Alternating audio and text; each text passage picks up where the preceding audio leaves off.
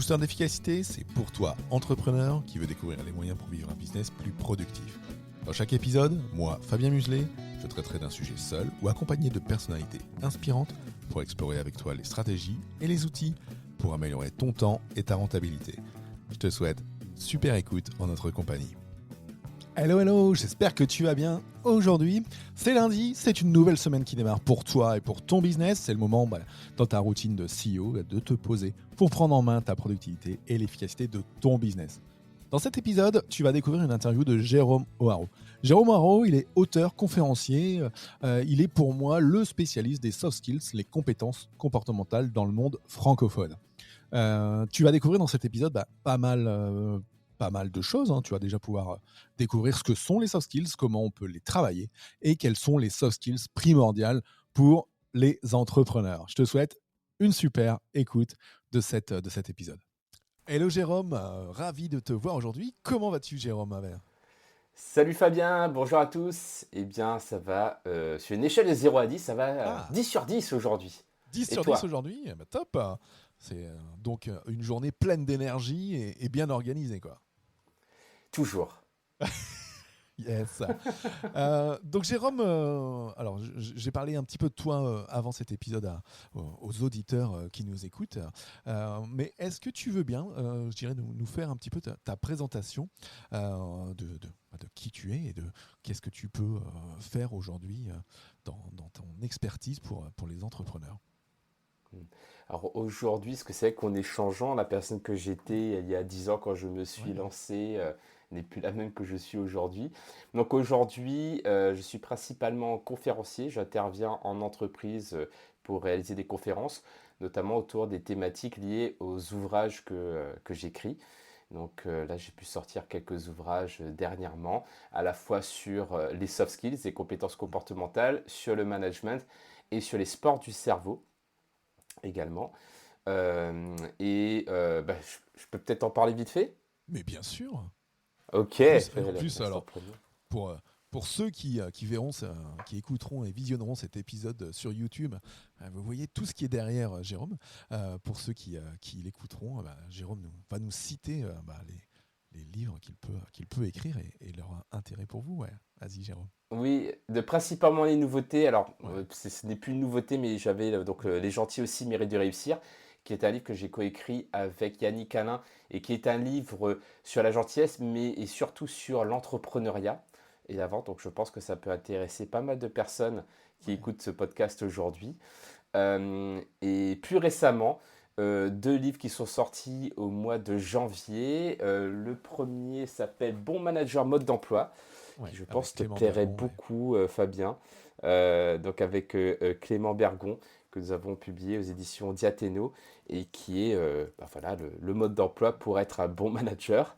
Tout à fait. Et avec une grande partie sur les soft skills également. Et sinon, justement, on s'est vu dernièrement le 4 février, en vrai à Paris, dans Exactement. le cadre de la sortie du livre Doubler votre vitesse de lecture en 30 jours, avec une préface de Mac Lesguy, sortie aux éditions Alizio.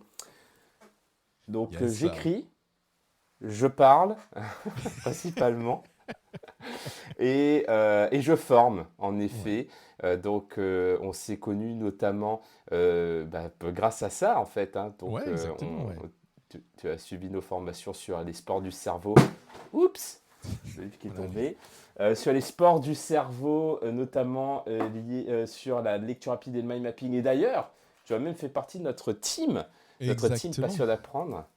Tout à fait. Donc ça, c'était il y a un peu plus de 2 ans maintenant, puisque je m'étais formé en effet au mind mapping. Enfin non, je m'étais surtout formé à la lecture rapide avec Hmm. vous, avec la formation en ligne et puis l'accompagnement neurosportif. Euh, Ouais. et donc c'est comme ça que j'avais fait partie de l'équipe championne de France de lecture rapide par équipe. Donc avec ton équipe et celle de Nicolas Lisiac, donc un grand moment. Et c'est vrai qu'on s'était connus. Alors tu as dit subi, non, j'ai pas subi vos formations. Non, non, non, je les ai très très bien vécues. Je suis Suivi, dessus. suivi. Ah, suivi, ouf, ouf. Non, elles sont, parce que j'allais dire, elles sont très très bien et personne ne subit les formations. Au contraire, Merci. font partie des meilleures formations en développement que j'ai pu suivre. Euh, puisque donc moi je t'ai connu donc voilà cette première patte avec Neurosportif et tout de suite derrière sur la partie comme j'ai quand même une forte appétence au développement personnel et professionnel sur ton programme de l'époque qui était Soft Skills 2.0 euh, Oui, dans lequel on se voyait tous les lundis midi pour parler de soft skills, décortiquer des soft skills et avancer avant de rentrer dans l'accompagnement pour devenir un praticien en soft skills sous ta houlette, n'est-ce pas? exact. Donc, c'est vrai que tu as suivi, tu es vraiment passé par toutes les étapes, Tout à fait. que ce soit pour le sport du cerveau et pour les soft skills. Et justement, pour conclure sur cette partie présentation sur les soft skills, il y a un autre bouquin qui sort d'ailleurs, ça me tient à cœur aussi parce que c'est une sortie de zone de confort pour moi en termes d'écriture, parce qu'on va sortir avec docteur Jean-Marc Desmet, qui a suivi d'ailleurs le praticien Tout à soft fait. skills aussi. Le livre La boîte à outils des soft skills en santé pour ne plus soigner comme avant aux éditions Duno et ça sortira très prochainement par rapport Donc, au moment où vous écoutez ce podcast. donc un petit Voilà. peu de teasing. Et donc du coup, si vous êtes professionnel de santé, entrepreneur et avez envie de vous décupler vos soft skills, donc il y aura ce livre qui sortira dans quelques semaines. Donc surveillez vos bonnes librairies là-dessus.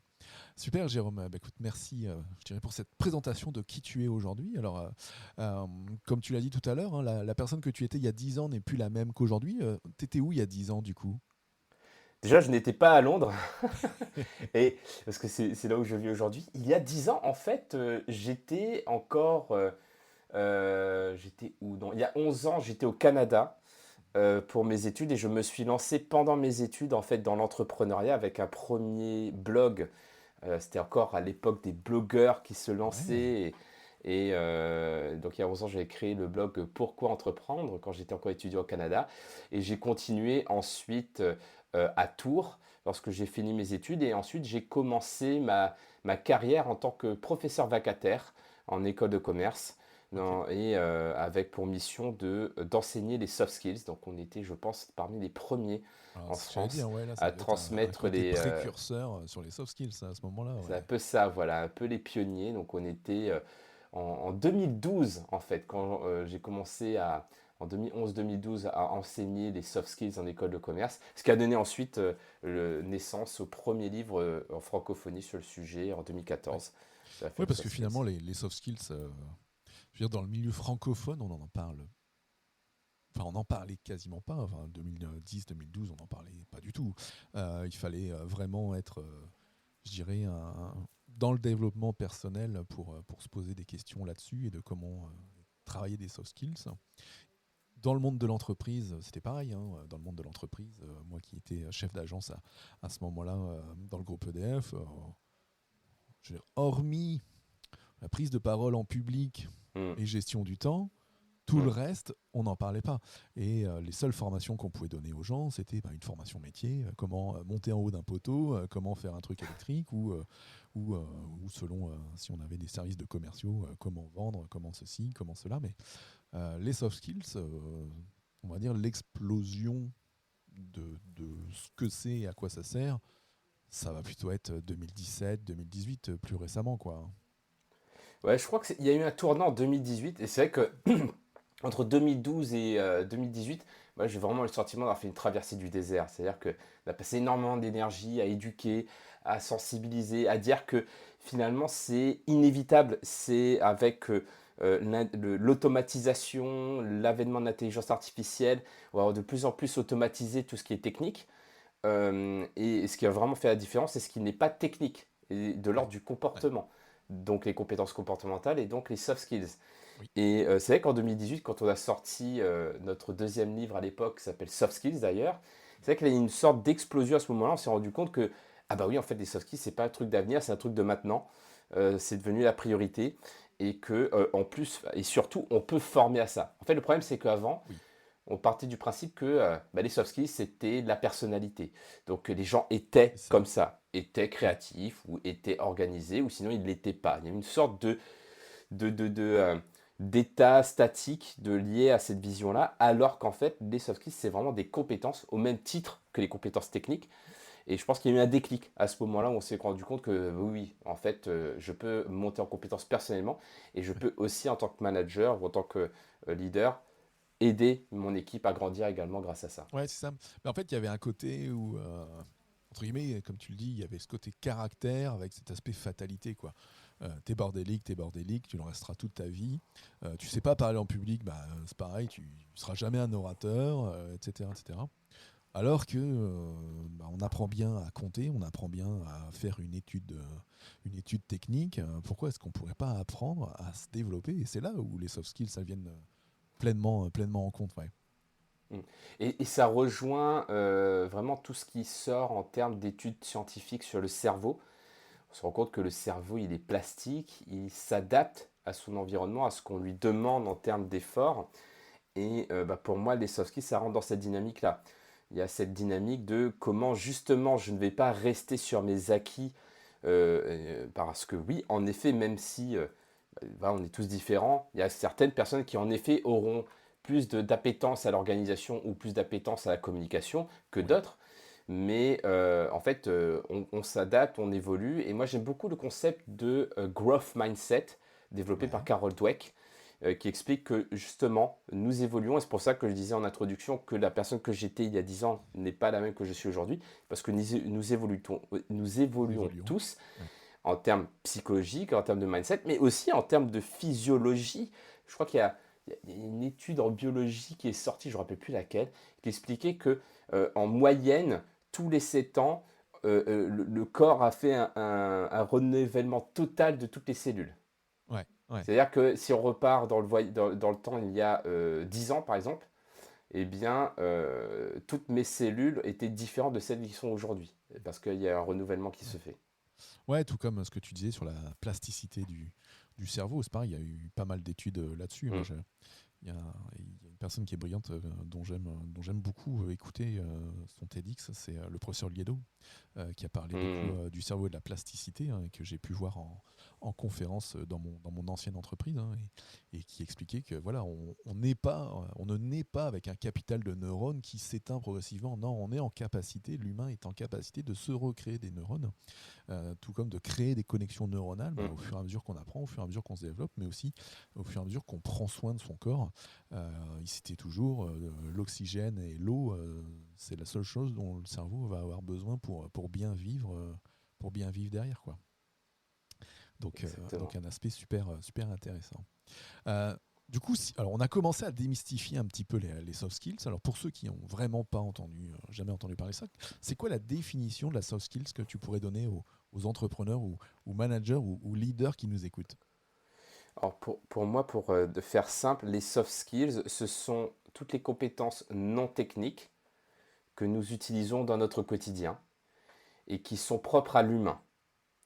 Donc, par exemple, la gestion du stress, c'est une compétence qui n'est pas technique, c'est-à-dire qui ne dépend pas d'un outil technologique, qui ne dépend pas d'un métier, et qui m'est utile dans mon quotidien et qui m'est aussi utile dans plein de situations différentes. Donc, il y a une notion de transversalité de la Ouais, compétence. C'est la même chose pour la gestion du temps. Si j'ai développé cette compétence d'un point de vue personnel, avec ma famille par exemple, eh bien je peux transposer cette compétence dans mon quotidien professionnel. Et pour moi, les soft skills, c'est ça. C'est une compétence comportementale, non technique, propre à l'humain et qui est transversale. yes. Alors moi j'ai pu échanger avec des élèves ingénieurs il y a 2-3 ans où, dans le cadre de préparation d'entretien dans cette école d'ingénieurs, ils leur demandaient de savoir isoler leurs hard skills, leurs soft skills, et ils parlaient aussi de mad skills. Est-ce que Hmm. c'est un terme que tu peux nous démystifier aussi, qui est peut-être un peu plus, je ne vais pas dire mystique, mais différent? Hmm. Euh, c'est vrai que c'est un terme qui revient souvent. Et pour moi, les mad skills, entre guillemets, c'est une sous-catégorie de soft skills. Ok. C'est-à-dire que les math skills, c'est quelque chose qui va rendre une personne unique, qui va la différencier des autres par rapport à des soft skills qui vont être des compétences peut-être plus partagées que d'autres. Et les math skills, généralement, sont plus liés aussi à la personnalité. Donc, je vais prendre un exemple, une personne qui va être très bout en train, qui va être constamment en train de lancer une dynamique, etc. On pourrait dire que sa math skills, c'est bout en train. Ok. ou une personne qui, par exemple, a fait des sports extrêmes. Je sais pas moi, par exemple, du snowboard en compétition ou du saut en parachute.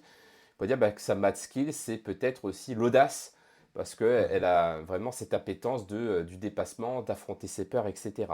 Donc pour moi, il y a cette nuance-là. C'est vraiment Mm. le truc Ok. qui fait que cette personne sort du lot par rapport aux autres.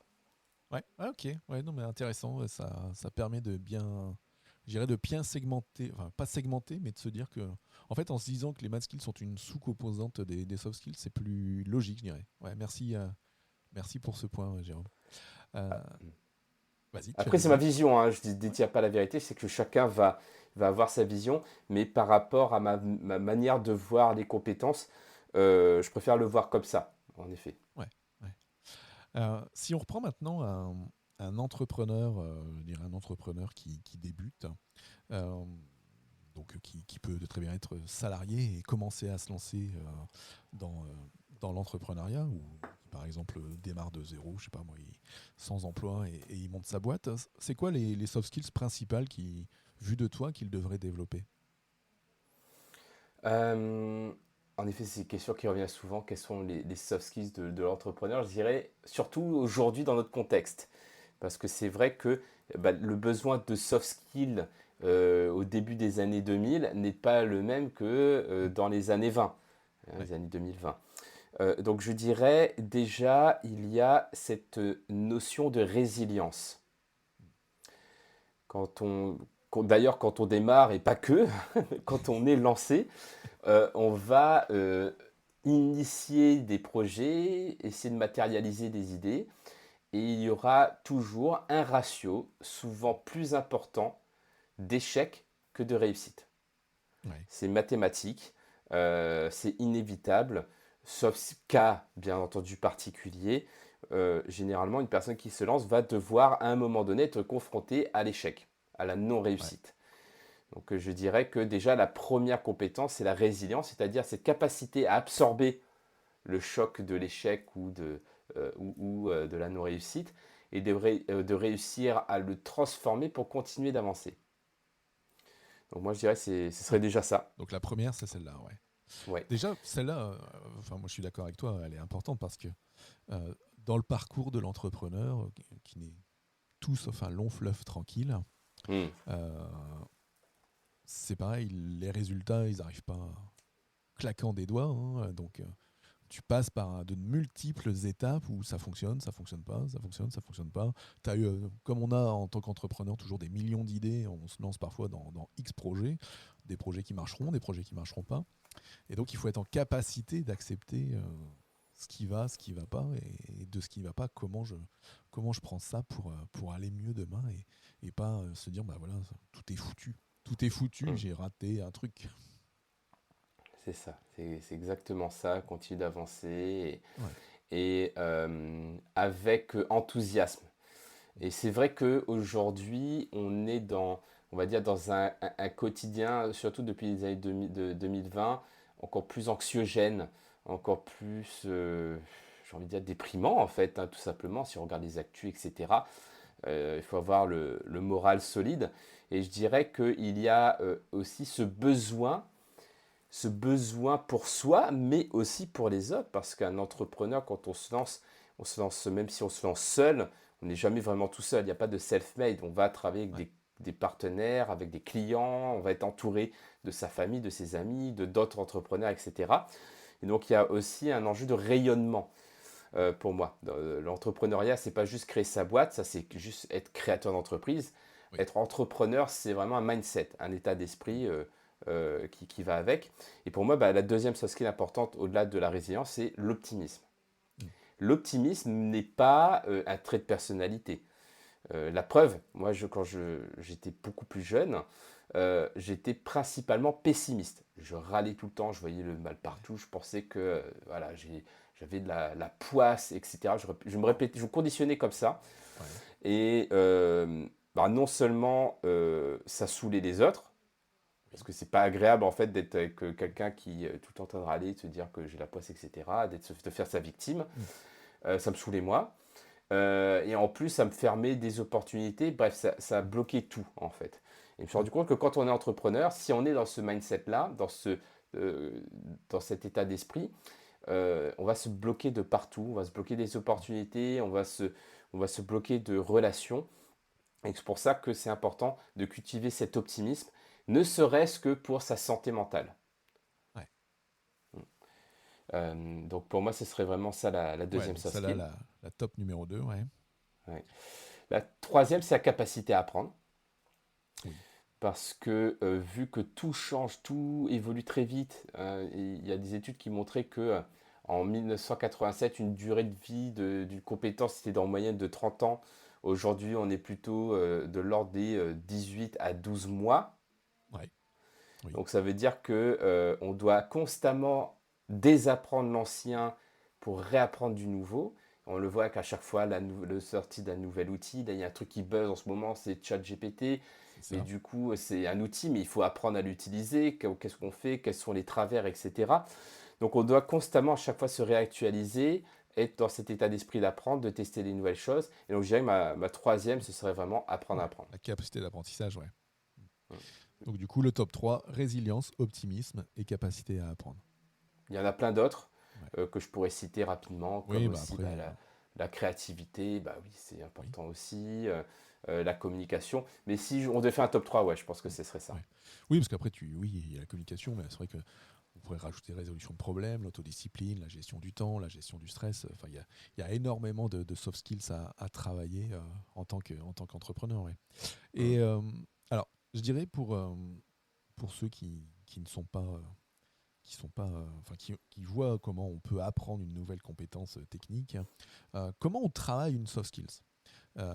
Comment justement quelqu'un qui veut travailler justement sa résilience, hein, si on prend l'exemple de la résilience, c'est quoi les façons de faire pour apprendre ou progresser dans une soft skills. Mm. C'est vrai que comme on est là vraiment sur une compétence, c'est-à-dire qu'on peut la développer. Et Oui, pour moi, enfin moi j'aime bien l'analogie du sport. oui, L'analogie du sport pour expliquer de comment on peut développer une soft skill. Et on peut reprendre cette image du muscle. Une soft skill, ça peut être comme un muscle que l'on va développer. Et pour développer un muscle, on a besoin de faire des efforts. Mais pas un effort ponctuel en me disant aujourd'hui je vais faire 2000 pompes et j'ai mon quota pour l'année. Non, ça ne marche pas comme ça. c'est On va dommage, c'est devoir. dommage. Ouais, voilà, ce serait pratique. Hein. Tu dis voilà, j'ai mon quota pour l'année, c'est bon, je suis tranquille. Non, pour les soft skills, c'est pareil en fait. Si on ne l'utilise pas, elle s'atrophie. Et si on veut la développer, il faut la mobiliser régulièrement. Donc pour moi, il y a cet enjeu de la répétition dans le temps et donc la création d'habitudes. Pour moi, ça repose fondamentalement là-dessus. Si je veux développer une compétence, une soft skill, mais pas que d'ailleurs, hein, même des compétences techniques, je dois réussir à trouver une activité que je vais réaliser régulièrement dans le temps pour en faire une habitude. Donc si on prend l'exemple de la résilience, on peut dire oui, bon, je ne vais pas non plus mettre tout une fois par jour dans le pétrin pour connaître un échec et devoir rebondir. C'est pas ça le message. Dans la résilience, il y a notamment la gestion des émotions. Parce que bah, ça simplifie le fait de digérer un événement difficile lorsqu'on Oui, arrive à gérer ses émotions. Et ça peut être, par exemple, une habitude que je développe chaque jour, me dire, ok, avant de me coucher, avec quelle émotion là je vais m'endormir. Juste conscientiser l'émotion, parce que bah, la base de l'intelligence émotionnelle, pardon, c'est déjà de conscientiser ses émotions. Et je peux me dire, bah voilà, mon programme d'entraînement, c'est tous les soirs, pendant 30 jours, je note sur un post-it l'émotion avec laquelle je me couche le soir. C'est un exemple, il y a plein d'autres manières de faire. Un autre exemple sur la résilience, c'est de me dire, aujourd'hui, qu'est-ce que j'ai appris? Parce que ça a forcé le cerveau à transformer, par exemple, une difficulté en apprentissage. Et c'est ce oui, qui permet à la fois de réduire l'impact émotionnel d'un échec ou d'une difficulté, et aussi de construire une fondation sur laquelle se proposer ouais. pour continuer d'avancer. Ouais, clairement Et ça. d'identifier comme ça des bonnes pratiques, ça permet de développer les soft skills en fait. Ouais, ce que tu dis, c'est super intéressant et c'est ce que je fais moi aussi quand je coach un entrepreneur ou un manager. Euh, où, au lieu de dire à la personne bah, qu'est-ce qui s'est passé depuis la dernière fois, moi, ma première question quand on passe dans une séance de coaching, c'est qu'est-ce qui s'est amélioré depuis la dernière fois. Mhm. Pour placer la personne justement dans ce parcours, de dire bah, qu'est-ce qui est mieux, qu'est-ce que tu as réussi à consolider, qu'est-ce que tu as réussi à construire, au lieu de se dire bah, qu'est-ce qui n'a pas été depuis la dernière fois façon docteur, et Mhm. puis de travailler uniquement le symptôme, mais plutôt de travailler sur les fondations et sur ce qu'on améliore progressivement. Donc ouais, je partage pleinement ta vision là-dessus, c'est top. Bah, en tout cas, donc, du coup, voilà. Donc, si on veut développer une soft skill, donc on la développe comme un muscle, donc par la répétition, en se créant des rituels, des habitudes, pour pouvoir avancer et les consolider, hein. C'est bien ça, hein.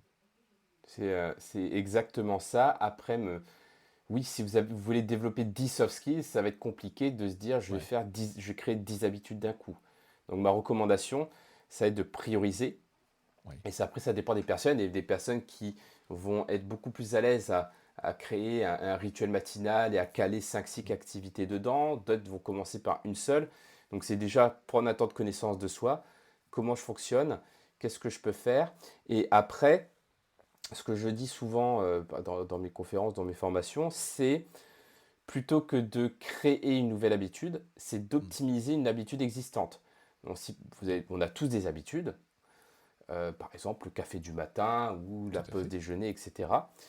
Et plutôt que de créer de nouvelles habitudes, c'est de se dire bah, par rapport à celles qui existent déjà, qu'est-ce que je peux greffer comme activité simple qui va m'aider à développer la soft skill. Donc si par exemple si c'est la compétence optimisme, par exemple, Mm, que je veux développer, et je sais que j'ai le café du matin, eh bien je peux me dire bah, tous les matins, je prends mon carnet avec mon café, et dans ce carnet, je vais noter 3 gratitudes que j'éprouve, que j'anticipe pour la journée. C'est ce qu'on appelle la d'accord. pratique de la gratitude proactive plutôt que Ouais, la gratitude rétroactive. Et ça, c'est un entraînement de l'optimisme, par exemple.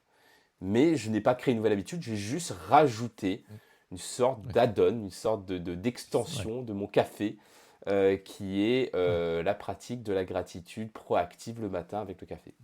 Ouais, ce que tu dis, c'est ce que dit également un Américain qui s'appelle B.G. Fogg dans son livre Tiny Habits, où pareil, Mhm, il dit aux gens, enfin, il donne le moyen pour créer une nouvelle habitude. Il dit bah, déjà, il faut démarrer tout petit. Et comme tu le dis, une, euh, une gratitude ou 3 gratitudes, ça reste suffisamment petit. Parce que si tu dis tous les matins, je vais me faire une liste de 20 gratitudes, mhm, tu le feras jamais. Et puis le deuxième point qu'il dit, bah, c'est exactement ce que tu dis également, c'est il faut prendre une habitude existante, donc de faire le point de ces habitudes déjà existantes dans sa journée, pour aller greffer des nouveaux morceaux, tout comme on fait un greffon d'un arbre ou autre pour développer quelque chose. Parce que sinon, partir de but en blanc en se disant bah, allez, demain, je ferai toujours 25 pompes chaque jour. Bah, si tu sais pas quand est-ce que tu vas les faire, bah, tu les feras jamais. Parce qu'il faudra te dire ah bah tiens, finalement, j'avais dit que je ferais 25 pompes aujourd'hui, j'ai oublié. Bon, bah maintenant, il est tard, je suis fatigué, je vais pas les faire. Alors que, et ça, c'est un exemple que j'avais donné à un dirigeant quand j'étais chez Enedis au moment du Covid. Parce que voilà, premier confinement, Covid, tout le monde à la maison, il disait bah, je fais plus rien en sport, machin. Je lui ai dit bah t'as qu'à faire des pompes. Il dit bah ouais, mais je vais les faire quand? Je suis en conftel du matin au soir, un bidule. Je dis bah c'est simple, hein. À chaque fois que tu vas chercher un café, t'as qu'à faire 5 pompes sur ton plan de travail dans ta cuisine. mhm. Et bah 5 pompes à chaque fois, et puis bah, au bout d'une semaine, 5 pompes c'est trop facile, hop, il est passé à 7, etc. etc. Et c'est comme ça qu'il entre guillemets, il a créé cette habitude d'aller faire 5, 10, 15, 20 pompes à la fin, en allant chercher un café entre chacune de ses conftelles. Donc au moins comme ça, de son habitude, il a réussi à mettre en place ce rituel. Ouais. Ah bah si, s'il fait 20 confs téléphoniques par jour et 20 post-café par jour, il va devenir vachement balèze, hein. Ah bah là, Non mais c'est Schwarzenegger n'a plus qu'à bien se tenir. non mais c'est une très bonne, merci pour ton partage, je trouve que c'est une très bonne illustration parce que en fait on est tous différents, on a tous des rituels différents et c'est vrai qu'avoir des exemples comme ça, bah, ça va inspirer bah, Ouais. chaque personne de se faire sa propre recette en fait. Il n'y a pas la recette absolue. C'est vrai Non, tout à que fait. tu parles de livres qui sont inspirants, comme bah, on parle souvent du Miracle Morning. Il y a des concepts très intéressants, mais ce n'est pas fait pour tout le monde et la recette ne Ouais, fonctionne peut-être pas pour tout le monde. tout à fait. Donc on peut se reposer sur les concepts pour se créer sa propre recette et voir qu'est-ce qui fonctionne pour soi.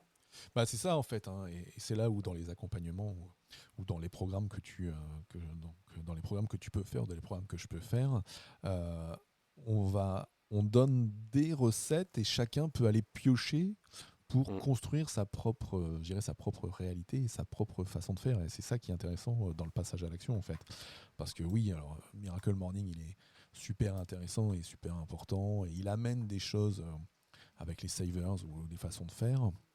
Mais tout le monde n'est pas forcément du matin, tout le monde ne peut pas forcément se lever à 5 heures, ou encore plus tôt, hein, puisque le concept c'est de se lever 1 heure plus tôt pour faire. Bon, moi je me lève déjà à 5h45 pour aller au boulot, donc ça voudrait dire 4h45, etc. etc. Bon, Ouais. selon les personnes, ça peut fonctionner ou pas fonctionner. L'important c'est de prendre les recettes et de tester en fait. Moi je dis toujours, Mm. c'est pour ça que je dis toujours, bah, pour mieux gérer ton temps, il y a plein de méthodes, il y a plein de recettes. Voici les majeures qui peuvent fonctionner. Tu testes, ça marche, bah, on continue. Ça marche pas, bah, on en teste une autre et on avance. Et c'est ça le développement en fait. C'est trouver les recettes qui peuvent marcher pour avancer. Yes, je Yes. suis tout à fait d'accord et je trouve l'image l'analogie de la cuisine très pertinente parce que quand on cuisine, bah, des fois on n'a pas tous les ingrédients. Parfois on dit bah dans cette recette, moi je vais la faire à ma sauce. Oui, Bah, c'est un peu c'est ça ça. aussi. Et C'est après ça, tu ouais. expérimentes, des fois tu fais un plat, bah, c'est pas bon. Parce que tu dis ah, bah moi j'ai testé, je pensais que ça allait marcher, mais en fait pas. Mm. Et moi c'est ça que j'aime bien aussi avec cette approche, c'est tester Ouais. regarder ce qui fonctionne, garder ce qui fonctionne, enlever ce qui ne fonctionne pas. Et aussi, ne partez pas du principe que si ça fonctionne aujourd'hui, ça fonctionnera toujours. Parce Mm. que justement, on évolue, on change, et il y a peut-être des trucs qui fonctionnaient à un moment donné.